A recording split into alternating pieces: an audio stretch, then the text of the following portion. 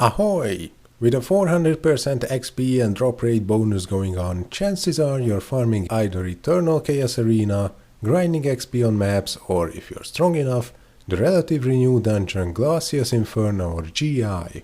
If you're among the latter, or you want to be, then this might be your lucky day. I've collected a few tips and tricks on how you can also effectively farm the first waves of this dungeon. Now, before we begin, possibly the most important thing about GI is luring the waves properly. If you can't group the monsters within your area of effect in Battle Mode 3, then you are going to have a really hard time in there. In my opinion, this dungeon is 70% about luring well and not really about having enough damage, considering that in every wave you have about 1 minute to kill and everything after they all spawn and make their way to you. That's quite a lot of time, in fact. However, you must be able to stay alive with all of the monsters in the wave hitting you. If you can't do that, get stronger before you try again, or use defense rate and damage reduction potions, summon Force Shielder Mercenary, use BM plus Aura for every wave and stuff like that. I can't help you with that part. But if you are strong enough to survive, then here are my tips. Well, actually our tips, because I had a little help from a buddy. I will only include the first 6 waves since I'm not strong enough to go any further. So, first wave. We have 2 options here, depending on which of the stones you want to keep alive for longer. I personally prefer keeping both alive with low HP but focusing mainly on ice. So let's show you the ice method first. Destroy the gate as quickly as possible and dash your way to the right side. The hounds will be coming from there. You will want to reach the 3rd bone in the middle just like that before they get too close. This is one of the spots where they all stop. If you're within their attack range, they will stay stacked up in one tile as long as you don't move away either. The Baba Yaga will go on anyway, so if you're a Force Blader or you have any skill with suppression, you can try pinning it down too, but it's not necessary. You can either stay here until you kill all of them, but unless you have epic damage that makes the Firestone take a beating. Instead, I normally stay as long as I manage to hit all of them once at least, then make my way to the Firestone to keep the Firehounds busy too. If you choose this way, you will also see some of the hounds attacking your seal, and the rest being stacked up just like the ice ones. These fire dogs have a range of 2, so you have a little more freedom choosing your spot, but the same rule as before, don't go far away from them or they will start spreading out. A tiny trick here for ranged classes. There is in fact a way to force the rest of the firehounds to stack up too. What you want to do is get in a position where you are surrounded by other monsters which prevent them from moving near you. Ice hounds are ideal for this. Then hit them in BM3 and take a step to another spot simply with the movement buttons. If all goes well, they will get a little confused and this happens. It might make your job a lot easier. Well, wizards probably won't care because they have ideal area hits for this dungeon, but as an archer I can't hit things behind me, so it's a bit harder.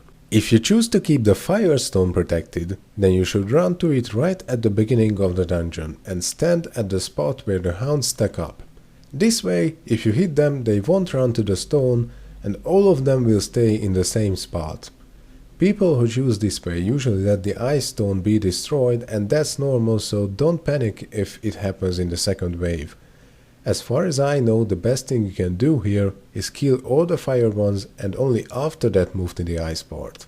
As you can see, this method is pretty much incompatible with the area of Force Archers BM3, that's why I always choose the ice stone at the beginning. Well, for wave 2 I can't give you too many tips. If you choose fire at the beginning, you can safely let them destroy the ice stone and let them move to the fire one so you can hit all 4 of the knights at the same time with most of the zombies around you. Since I chose ice stone, my usual method is to hit all of the ice zombies on one side, then on the other and move to the fire spot. You'll want to hit every zombie possible first, so they will leave your stones alone. If you keep both stones alive, you'll want to let the knights hit the one with more HP left, and take care of the other 2 first. Then lure everything else closer to the knights and finish them off. Well, I know this isn't much, but let's move on to the third wave, which is a bit easier to lure. If you're a Firestone fan, your Ice Stone is probably dead by now. I personally never do this, so I only saw that in the video of others, and you're probably better off watching those for more details, but you have to stand somewhere around here, so pretty much everything will gather around you. I even kinda screwed that up because I have no experience with it.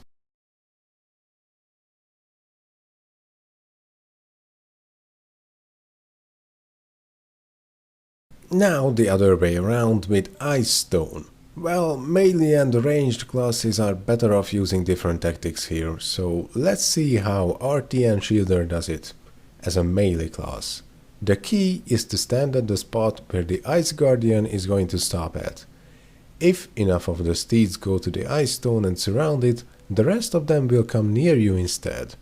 Once they are all here and you hit them at least once, you should attract the other ones from the stone too, so they won't damage it too much. And here you go, all of them within range except the Watchman. One thing to keep in mind is if you're planning to do more than 3 waves and kill the boss too, during the boss fight there will be meteors raining at you for every one of the monsters you don't kill in the third wave. It's similar to the frogs in Awakened Hazardous Valley, except this time they hit a lot harder. For Force Archer and Force Gunner, this method might not be ideal because of the BM3 skill sitting between you and your target, so you can't hit things behind you. So the way I'm doing it is this.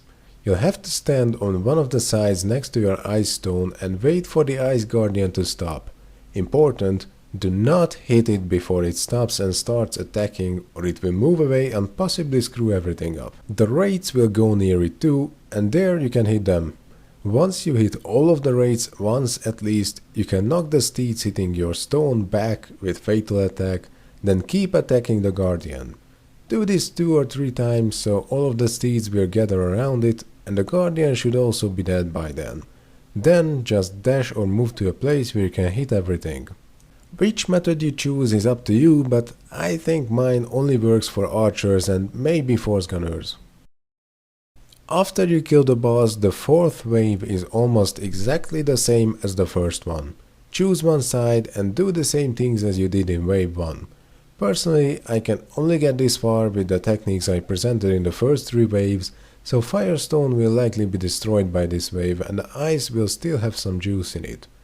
So I choose the ice side because it's easier this way, but the fire side stacks up on the same spot too, so that works as well.